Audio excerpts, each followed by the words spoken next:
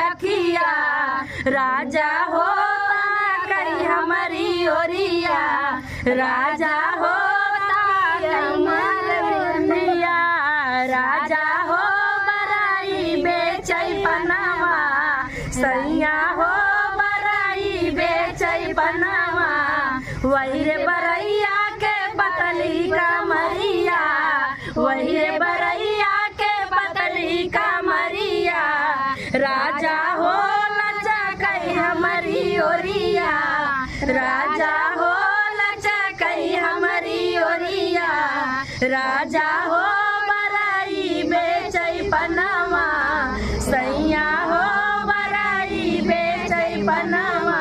तो हमारे दर्शकों ये गीत कैसा लगा और हमारे चैनल पे धन्यवाद भैया, इतना सुंदर गीत गाया, मन खुश हो गया है। थैंक यू भाभी जी, दीदी बहुत अच्छा गीत गाया। थैंक यू हमारी भाभी जी।